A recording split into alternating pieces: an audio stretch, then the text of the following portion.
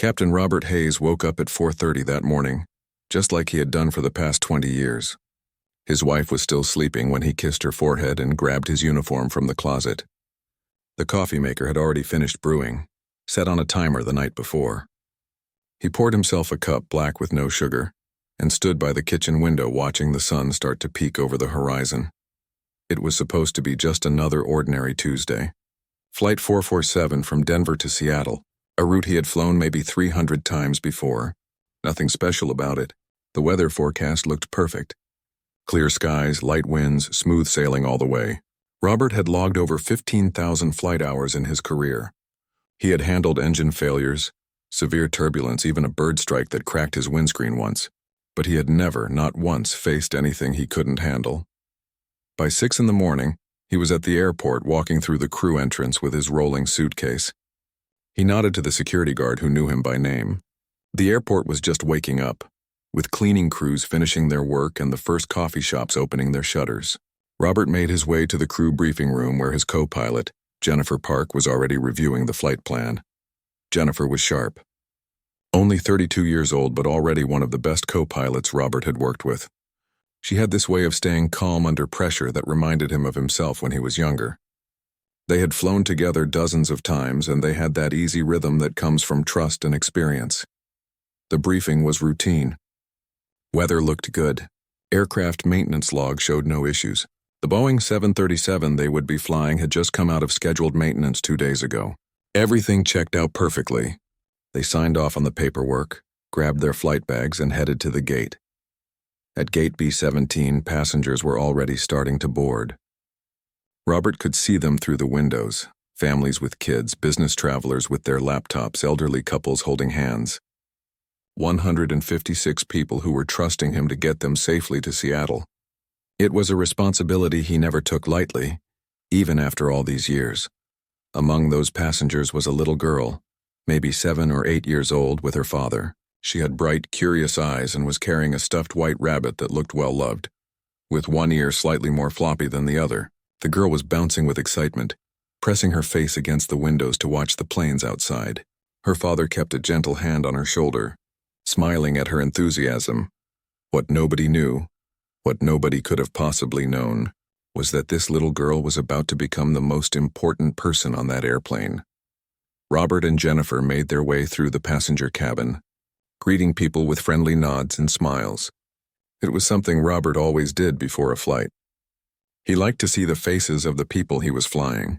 It made the job feel more real, more meaningful. The cabin crew was already helping passengers stow their luggage and find their seats. Everything was running smoothly, just like always. In the cockpit, Robert settled into the left seat while Jennifer took the right. They ran through their pre-flight checks with the practiced ease of musicians playing a familiar song. Switches flipped, buttons pressed, systems checked and double-checked.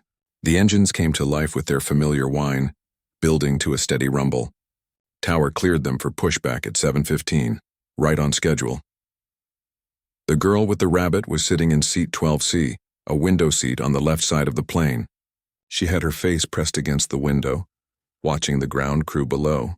Her father sat next to her in the middle seat, already pulling out his tablet to do some work. The flight attendant came by to check their seat belts, giving the girl a warm smile. The girl smiled back but never took her eyes off the window. Taxiing to the runway took about 10 minutes.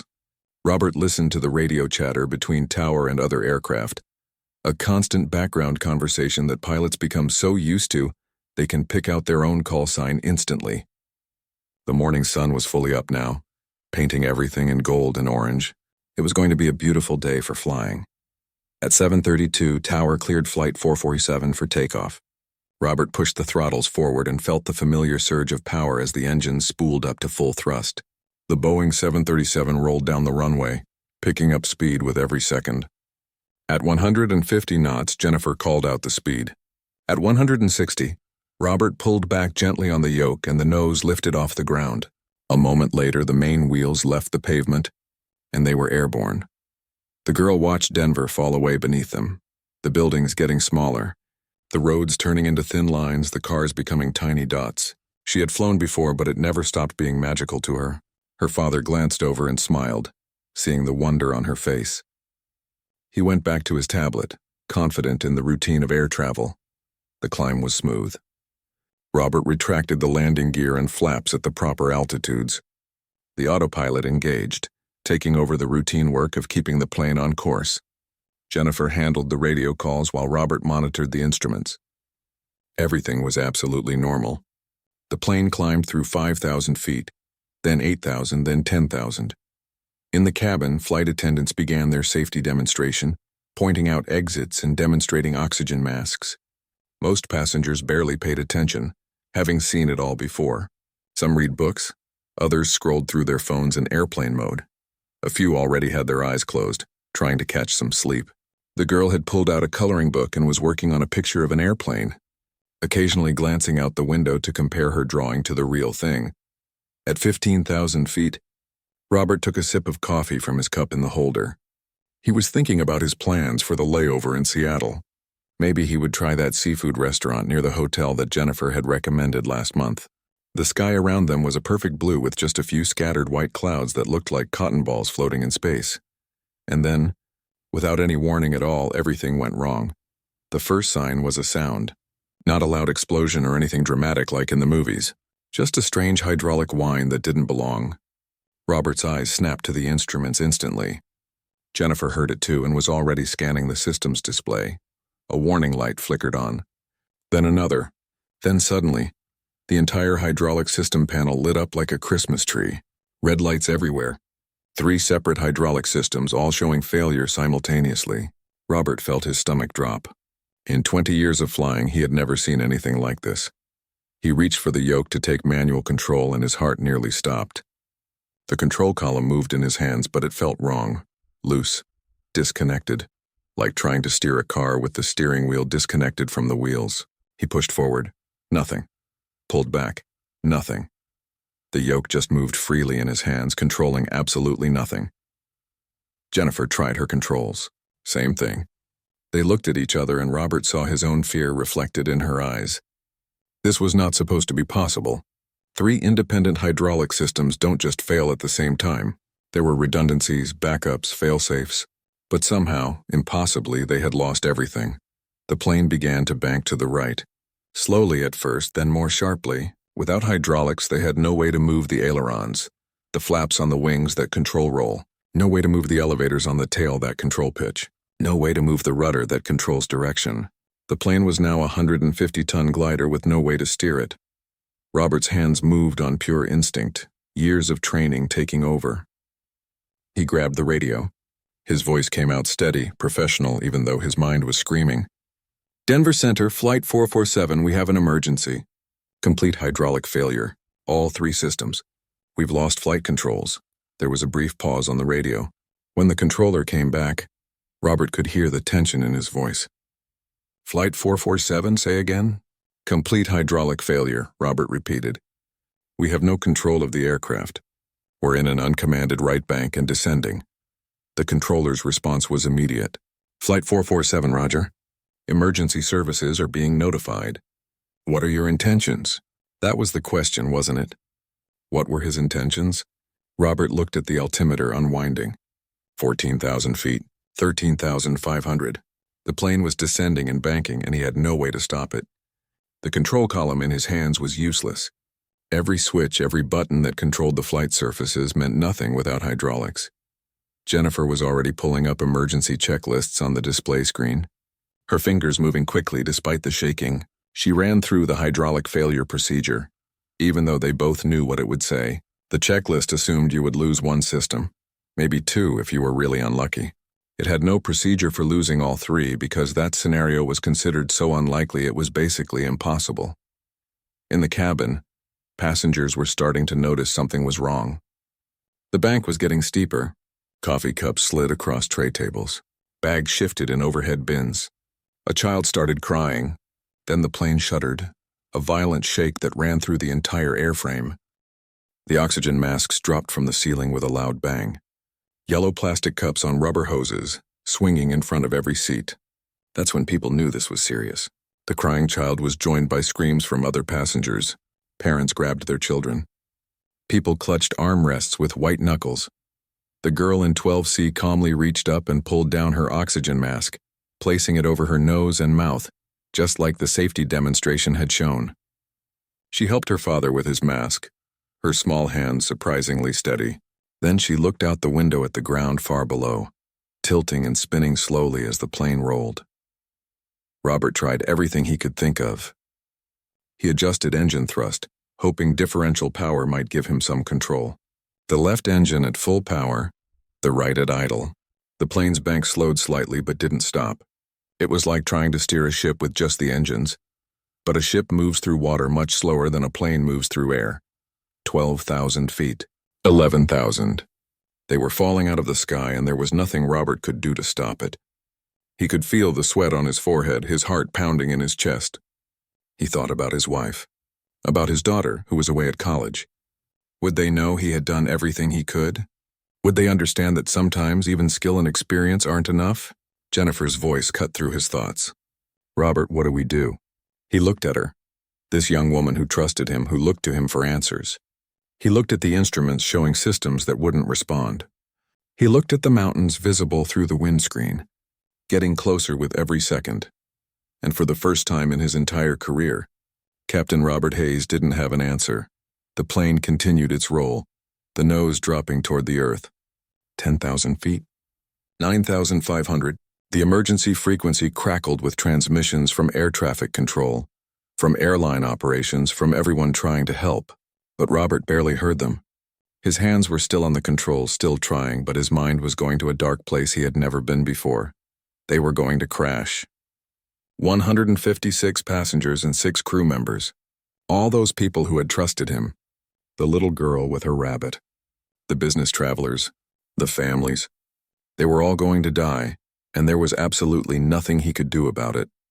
Robert reached for the intercom button with a shaking hand. The passengers deserved to know. They deserved to be told to prepare. His voice would be the last thing they heard from the flight deck, and he needed to be strong for them, even if he felt anything but strong. What he didn't know, what he couldn't possibly know, was that behind him in the cabin, that little girl with the stuffed rabbit was about to see something that would change everything, something that would turn this impossible situation into something else entirely, something that would prove that sometimes the answer comes from the most unexpected place, and that giving up, even when it seems like the only option, is always too soon. Robert's finger hovered over the intercom button. He needed to tell the passengers to prepare for impact. But the words caught in his throat. How do you tell over 100 people that they're about to die? How do you say those words calmly when every fiber of your being is screaming? Jennifer was on the radio with United Airlines Operations Center, her voice tight but controlled. We need options, anything. We've tried differential thrust, but we can't maintain level flight. We're descending through 9,000 feet and we can't stop it. On the other end, senior engineers were frantically pulling up the aircraft systems in real time, looking at the data streaming from Flight 447. Robert could hear the conversation through his headset. There were voices in the background, urgent discussions, people typing on keyboards. They were looking for a miracle, some solution hidden in the manuals that nobody had ever thought of before. The response came back, and it was the answer Robert already knew but didn't want to hear. Flight 447, we have no procedure for complete hydraulic failure on all 3 systems. The only comparable incident was United 232 in Sioux City, 1989. That crew managed a crash landing using only engine thrust, but there were significant casualties. Robert remembered that crash. He had been a young pilot then, just starting his career. He had studied that accident report like every pilot had. The crew of United 232 were heroes who had done the impossible, keeping a crippled DC-10 controllable enough to reach an airport. But even with their skill and luck, the plane had cartwheeled on the runway. 185 people survived that day, but 111 didn't, and those pilots had more time. They had altitude and distance. Robert looked at his altimeter. 8,000 feet. The mountains of Colorado were not forgiving. There were no long, flat runways out here. Just peaks and valleys and trees and rocks. The plane shuddered again, and Robert felt it roll further to the right. The horizon through the windscreen was tilted at a crazy angle. He adjusted the engine thrust again, left engine up, right engine down, trying to level the wings. The plane responded, but sluggishly, like a drunk man trying to walk a straight line. It wasn't enough. It would never be enough. Behind them in the cabin, chaos was taking hold. Flight attendant Lisa Martinez had been working for the airline for 12 years. She had been through emergency training every year, had practiced evacuations and first aid and dealing with difficult passengers. But nothing, absolutely nothing, had prepared her for this. The plane was shaking. People were screaming. Oxygen masks dangled and swung as the aircraft rolled. A woman in row 8 was praying loudly in Spanish. A man near the back was shouting at the flight attendants, demanding to know what was happening, as if they had answers that would make this better. Lisa made her way up the aisle, holding onto seat backs for support as the floor tilted beneath her feet. Her fellow flight attendant, Tom Chen, was near the front of the cabin trying to calm passengers down. They made eye contact across the chaos, and Lisa saw her own fear reflected in his face. They were trained to be calm, to project confidence, to make passengers feel safe. But how do you pretend everything is fine when the plane is falling out of the sky? A little girl in 12C was sitting quietly, her oxygen mask on properly, her stuffed rabbit in her lap. While everyone around her panicked, she was watching something. Her eyes moved from the window to the aisle to the other passengers, back and forth, like she was studying something important. Her name was Katie Wilson, and she was 7 years old. Her father, David, sat next to her, gripping the armrest so hard his knuckles were white. He kept looking at his daughter, torn between terror for their situation and amazement at how calm she seemed. Katie had always been different. While other kids her age played with dolls or watched cartoons, Katie read books about physics and engineering. Her walls at home were covered with diagrams she had printed out, pictures of how airplanes worked, how rockets launched, how bridges stayed up. Her teacher said she had a gift for understanding how things moved and balanced. David had always been proud of her brilliant mind, but right now he just wanted to hold her and tell her everything would be okay, even though he knew it wouldn't be. The plane dropped suddenly like an elevator with a cut cable. Screams filled the cabin. Bags fell from overhead compartments. A laptop flew through the air and smashed against the ceiling. The descent lasted only a few seconds before the plane stabilized again, but those seconds felt like forever. 7,000 feet. Robert could see details on the ground now. Trees, roads, houses. They were dropping about 500 feet per minute, and that rate was increasing. At this speed, they had maybe 10 minutes before impact. Maybe less. Jennifer had pulled up a map on her display looking for options. Airports, emergency landing strips, anything flat enough to try to put the plane down. The nearest airport was 40 miles away. They would never make it. There was a small regional airstrip 20 miles to the west, but that was into the mountains.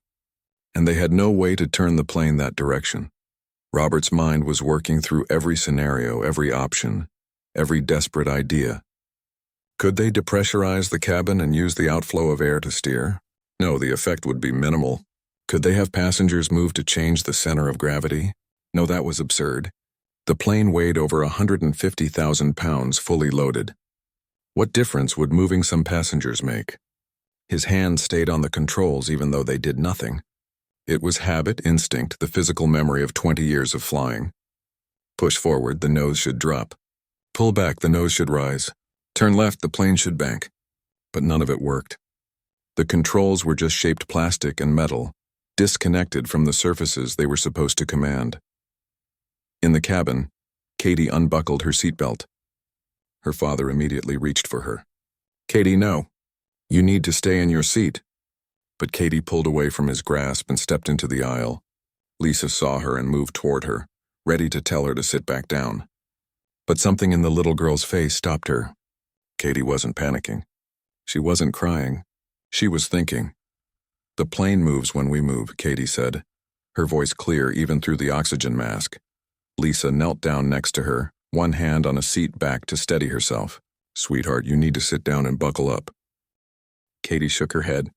"No, listen. When everyone moved just now, when the bags fell, I saw it. The plane tilted more, and when people all leaned right during that drop, the plane rolled right. We're moving the center of gravity." Lisa looked at this 7-year-old girl like she was speaking another language. "Katie, I need you to... I did a science project." Katie interrupted, her words coming faster now. "About balance and weight distribution. My dad helped me build a model airplane, and we showed how moving weight changes how it flies. Without the controls working, weight is the only thing that can move the plane. David had moved into the aisle now, torn between pulling his daughter back to safety and listening to what she was saying. "Katie, baby, I don't think... Dad, remember? Remember my project? We proved it. If you move weight forward, the nose drops. If you move it back, the nose comes up. If you move it to one side, the plane banks." She turned to Lisa, her young eyes intense behind the oxygen mask. "If everyone moves together on purpose, we can control the plane." Lisa stared at her. The idea was insane. It was impossible. Moving passengers around in a crashing plane. But then again, what did they have to lose? They were going to crash anyway. She looked toward the cockpit, then back at Katie. "Tom," she called to her fellow flight attendant. "Get up here." Tom worked his way forward through the tilted cabin. Lisa quickly explained Katie's idea. Tom's expression went from confused to skeptical to something else. Something like hope, even though it was crazy hope. "We need to tell the pilots," Tom said. Lisa grabbed the intercom handset, the one that connected to the cockpit. Her hand was shaking as she pressed the button. "Captain, this is Lisa. I know this sounds crazy, but I have a passenger here who thinks she might have an idea." In the cockpit, Robert and Jennifer exchanged glances. An idea from a passenger? But at 6,000 feet with no other options, Robert was willing to listen to anything. "Go ahead," he said into his microphone. Lisa explained Katie's theory as best she could, stumbling over the technical parts. Robert listened, his face showing nothing. When she finished, there was silence on the intercom for what felt like forever. "That's ridiculous," Jennifer said quietly, not keying her microphone. "The plane weighs 70 tons empty. Passengers and luggage might be another 10 tons. Moving them around would barely register." But Robert was thinking. He was remembering his training, remembering lessons about weight and balance. Airlines were incredibly strict about weight distribution. Cargo had to be loaded carefully. Passengers couldn't all sit on one side of a small plane. Because weight did matter. Even on a large aircraft, center of gravity was critical for flight characteristics. Could it work? Could moving passengers actually affect the plane enough to control it? It seemed impossible. But then again, losing all 3 hydraulic systems simultaneously was also supposed to be impossible. And yet here they were, 5,500 feet. The altimeter was unwinding faster now. Robert could see individual trees on the mountain slopes. They were running out of time to try anything. "How old is this passenger?" Robert asked over the intercom. "She's 7, Lisa answered. "But Captain, she knows what she's talking about. She understands physics, a 7-year-old girl." Robert thought about his own daughter, thought about the simple faith children have that problems can be solved if you just think hard enough. Adults learn that some problems have no solutions. Children haven't learned that yet. Maybe that was an advantage right now. Jennifer was shaking her head, but Robert saw something else in her eyes. She was desperate for any option too, no matter how unlikely. Robert keyed the intercom again.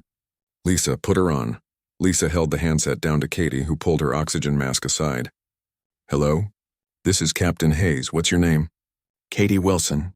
"Sir, I really think this could work. In my science project, even small weight changes made big differences in how the model flew. Your plane is bigger, but the principle is the same. Center of gravity affects pitch and roll." Robert closed his eyes for a moment. The voice was so young, so confident. He thought about all his training, all his experience, all the rules and procedures he had followed for 20 years. None of them had an answer for this situation. Maybe it was time to throw out the rule book. He opened his eyes and looked at Jennifer. "What do you think?" She looked back at him and he saw the moment she decided. "I think we're going to crash if we don't try something." "And this is something." Robert nodded slowly. Then he keyed the intercom to the entire cabin. When he spoke, his voice was calm and clear. The voice of a captain who was in control even though his airplane was not. "Ladies and gentlemen, this is your captain. We have a complete hydraulic failure, which means our normal flight controls are not working. However, we have a plan. I'm going to need everyone to follow instructions exactly. We're going to move people around the cabin in a coordinated way to help control the aircraft. I know it sounds unusual, but I need you to trust me. Flight attendants, stand by for instructions." Robert paused, then added, "We're going to get through this together." He released the intercom button and looked at Jennifer. "Let's see if a 7-year-old can teach 2 professional pilots something new. 5,000 feet. 4,500. The mountains were close enough now that Robert could make out individual boulders. But for the first time since the hydraulics failed, He felt something he hadn't felt in the last few minutes. He felt like maybe, just maybe, they had a chance. 4,000 feet and dropping. Robert's hands gripped the useless controls as he keyed the intercom again. His voice had to stay calm, had to project confidence even though his heart was hammering against his ribs. People needed to believe this would work. Because if they panicked now, if they refused to cooperate, everyone on this plane would die. All passengers in rows 1 through 15, I need you to unbuckle and move to the left side of the aircraft immediately. Sit in any available seat on the left. Move quickly but carefully. In the cabin, there was a moment of stunned silence, then chaos. Some people started moving right away. Others sat frozen, unsure if they had heard correctly. A man in row 7 shouted, "Are you crazy? We're supposed to stay buckled." Lisa and Tom were already in motion, moving through the aisles, helping people understand. Everyone rows 1 through 15, left side now. This is how we're going to survive. Move. Katie stood in the aisle of row 12, still holding her stuffed rabbit, directing people like she had done this 100 times before. "You need to go left," she told a businessman who was standing confused in the aisle. "Hurry!" The plane was banking hard to the right. The floor tilted at an angle that made walking difficult. People stumbled and grabbed seatbacks as they moved. An elderly woman in row 4 was struggling to get up, and a young man from across the aisle helped her, practically carrying her to a window seat on the left side. Robert watched his instruments. Altitude, 3,800 feet. The artificial horizon showed the plane rolled 30 degrees to the right. The nose was down 15 degrees. Mountains filled the windscreen, but he forced himself to wait, to give the passengers time to move.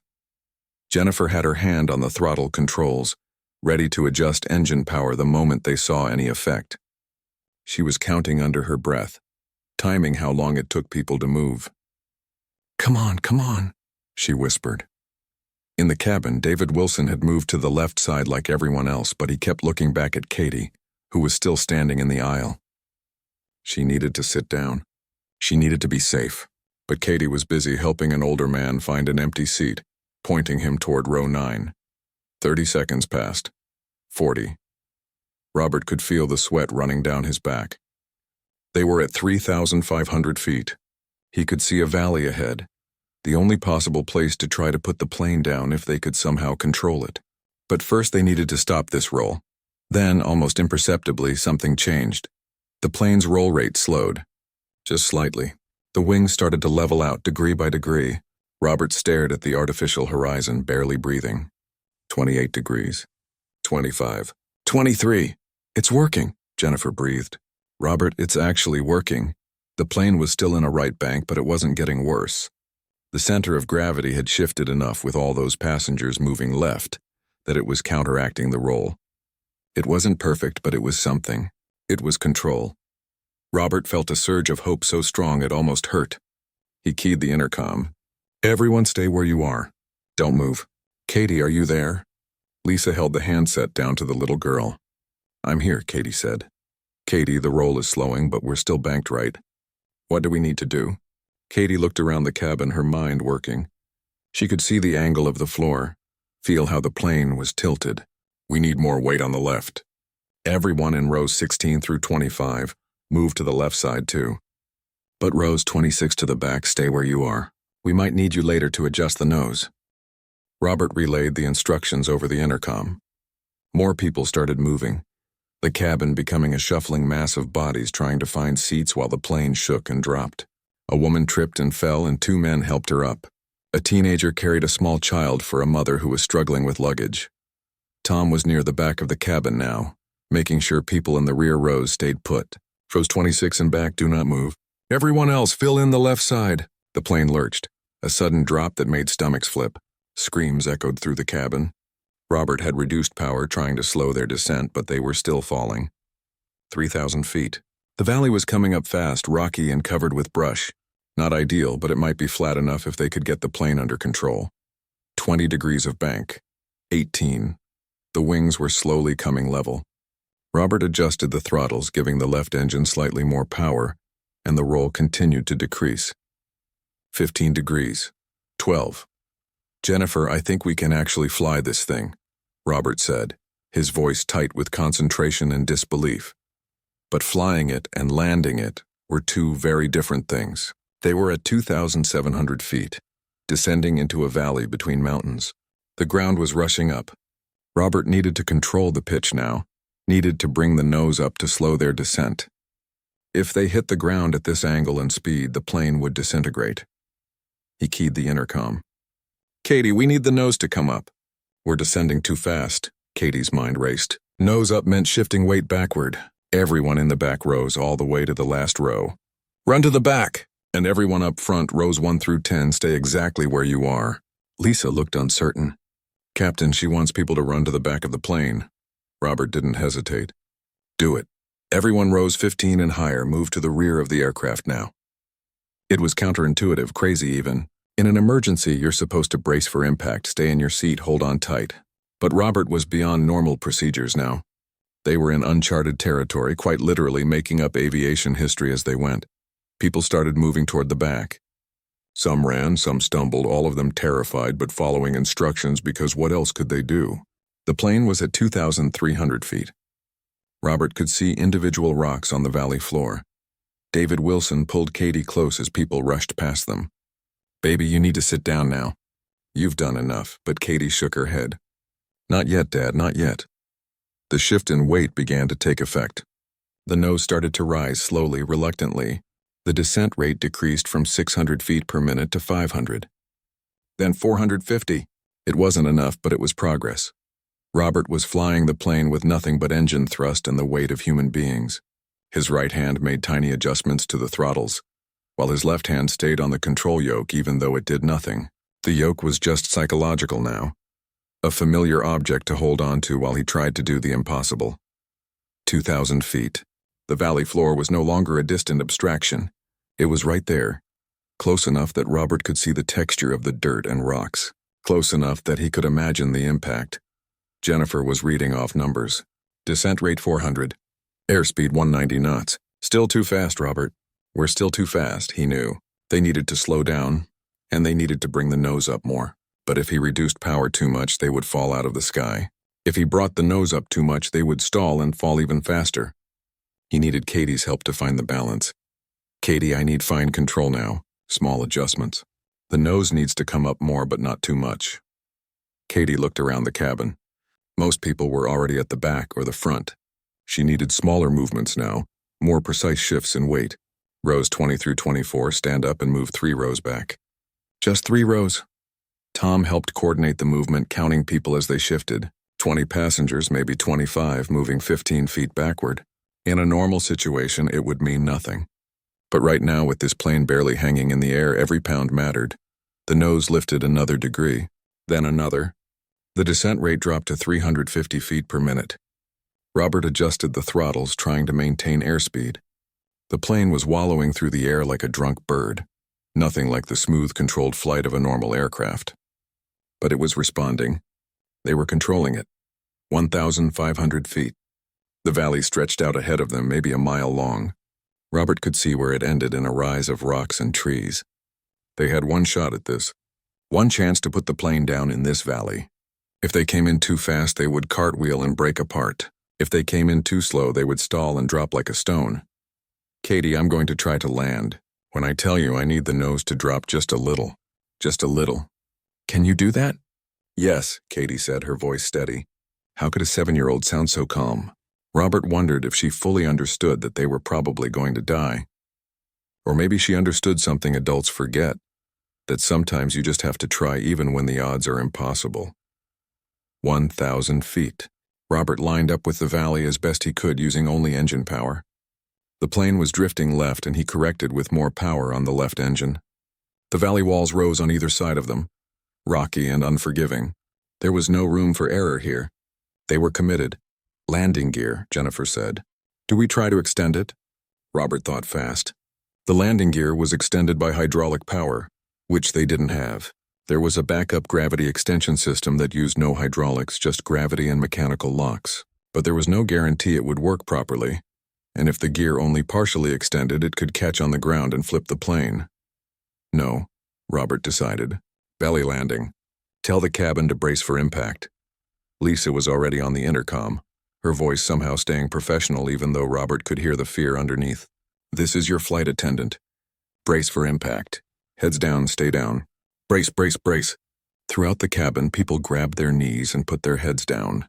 Some were crying. Some were praying. A few were eerily silent, accepting what was coming. David Wilson held Katie tight, trying to shield her with his body. Katie still clutched her rabbit, its floppy ear pressed against her face. 500 feet. The ground was right there. Robert could see sagebrush and small rocks. He reduced power on both engines. The plane had to slow down but couldn't slow down too much. The balance was so delicate and he only had one chance to get it right. "Katie, I need the nose down. Just a touch. Tell people in the back to move forward a few rows." Katie raised her head from the brace position. Lisa tried to push her back down, but Katie pulled away. "Rows 30 through 35, move forward 3 rows now." People moved, even in their terror they moved. They trusted this little girl who had somehow become their only hope. The nose dropped slightly. The plane's pitch decreased by 2 degrees, 300 feet. 250. Robert could see every detail of the valley floor now. It wasn't smooth. There were rocks, bushes, uneven ground. This was going to be rough. Jennifer was calling out altitude. 200 feet. 150. 100. Robert's world narrowed to this moment, this impossible task. 20 years of flying, 15,000 hours in the air, and it all came down to the next 30 seconds. His hands made micro-adjustments to the throttles. The plane descended, its belly toward the earth, no wheels to cushion the landing. 50 feet, Jennifer called out. The plane dropped below the valley walls. They were in a corridor of rock and dirt with nowhere to go but down. Robert cut the throttles completely. The engines spooled down, their whine decreasing. 20 feet, this was it. Robert thought about his wife, hoped she would know he had tried everything. He thought about his daughter. He hoped she was proud of him. He thought about the 156 people behind him who deserved to see another day. The plane touched the ground. The impact was massive, violent, immediate. The belly of the Boeing 737 hit the rocky valley floor at 160 miles per hour. The sound was like the world ending, metal grinding against stone. The plane bounced, lifted off the ground for a horrible second, then slammed down again. The right side hit harder than the left. Metal screamed. Something in the fuselage gave way with a sound like a gunshot. The plane started to spin, the tail whipping around. Robert and Jennifer were thrown against their shoulder harnesses. The cockpit windscreen cracked in a spiderweb pattern. They were skidding sideways now, dirt and rocks sprang up around them. An overhead panel broke loose and crashed into Robert's shoulder. Warning alarms were screaming, though it hardly mattered now. Either they would stop or they wouldn't. Either the plane would hold together or it would break apart. The left wing dipped and hit the ground. The plane spun faster. For a terrifying moment, Robert thought they were going to flip completely, to roll and tumble and tear apart. But somehow, impossibly, the plane stayed upright. The skid seemed to last forever and no time at all. Dirt filled the air in a brown cloud. The smell of aviation fuel mixed with dust. Something was burning. The plane lurched to the left, throwing people against their seatbelts. And then gradually the movement began to slow. The spinning decreased. The terrible grinding sound of metal on rock started to quiet. The plane slid through dirt and sagebrush, destroying both, leaving a scar across the valley floor. Slower. Slower. And finally, impossibly, the plane stopped moving. For a moment, there was absolute silence. Then slowly, sounds began to filter through. Someone crying, someone coughing. The hiss of hydraulic fluid leaking. The creak of stressed metal settling. Robert sat in his seat, hands still on the useless controls, unable to believe they had stopped. They were on the ground. The plane hadn't broken apart. They had crashed, yes, but they had survived the crash. Jennifer turned to look at him, blood running down from a cut on her forehead. "Robert," she said, "we're alive." Behind them in the cabin, Lisa Martinez pulled herself up from her brace position. She looked down the aisle and saw people starting to move, starting to raise their heads. The emergency exit lights were on, showing the way out. Katie Wilson lifted her head from her father's protective embrace. Her rabbit had fallen to the floor. She picked it up, brushed the dust off its floppy ear, and looked out the cracked window at the valley around them. They had done it. Against every odd, against everything that should have been possible, they had brought a dead plane back to life and landed it. Not everyone was okay. There would be injuries, maybe serious ones, but they were down and they were alive. The impossible had happened. The silence inside the cockpit lasted maybe 3 seconds, but it felt like an eternity. Robert's hands were still frozen on the controls, his body not quite believing that they had stopped moving. Through the cracked windscreen, he could see nothing but dust, a thick brown cloud that surrounded the plane like fog. Then his training kicked in. They were down, but they weren't safe yet. Not by a long shot. Jennifer, you okay? His voice came out rough, his throat dry from fear and adrenaline. Jennifer touched her forehead where blood was trickling down. I'm okay. Just a cut, you? I'm good. Robert was already unbuckling, already moving. We need to evacuate. Fuel lines could be ruptured. Fire risk. He grabbed the intercom handset, but the system was dead. No power. Half the instruments on the panel were dark. The plane's electrical system must have been damaged in the crash. He would have to communicate directly with the cabin crew. Robert opened the cockpit door and was hit immediately by the scene in the cabin. It looked like a war zone. Overhead compartments had burst open, spilling luggage into the aisles. Oxygen masks hung everywhere like yellow tentacles. The ceiling panels were cracked and hanging loose. Several seats had been torn from their floor mounts. The windows on the right side were cracked, some completely shattered, letting in dust and the smell of sagebrush. But people were moving. That was the important thing. People were alive and moving. Lisa was already on her feet, blood running from a gash on her arm, but she was functioning. Tom was near the back, helping an elderly man stand up. Throughout the cabin, passengers were unbuckling, checking on each other, calling out names of loved ones. Evacuate, Robert shouted, his voice carrying through the cabin. Everyone out now. Use the emergency exits. Lisa was already at the forward door, pulling the emergency handle. The door should have blown outward with explosive force, the slide deploying automatically. Instead, the door opened only halfway, jammed against its frame. The slide deployed partway and then stopped, hanging limp and useless. It's stuck, Lisa called out. She grabbed the door and pulled with all her strength. Tom appeared beside her, and together they wrenched it open far enough for people to squeeze through. Without a working slide, it was a 10-foot drop to the ground. Not ideal, but survivable. Jump and move away from the plane, Tom shouted. Get clear in case of fire. The first passenger, a young man in his 20s, hesitated at the door, looking down at the drop. Tom didn't give him time to think. Go, now! The man jumped, landed hard, rolled in the dust, and scrambled to his feet. He limped away from the plane as the next passenger prepared to jump.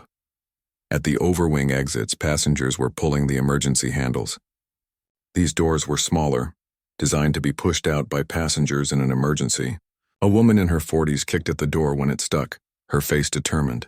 It finally gave way and fell outside. She climbed through and dropped to the ground below.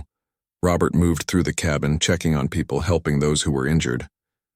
A man in row 8 had a clearly broken arm, cradling it against his chest. Can you walk? Robert asked. Yeah, I can walk. Then go. Get out and move away from the plane. In row 12, David Wilson was trying to get Katie unbuckled, but his hands were shaking too badly. Katie calmly pushed his hands away and unbuckled herself. She still had her stuffed rabbit tucked under one arm. Dad, we need to go, she said, her voice steady. David stared at his daughter, this little girl who had just saved everyone on the plane, and tears started running down his face. He grabbed her and hugged her so tight she squeaked. You saved us. Baby, you saved everyone. Dad, we need to get out.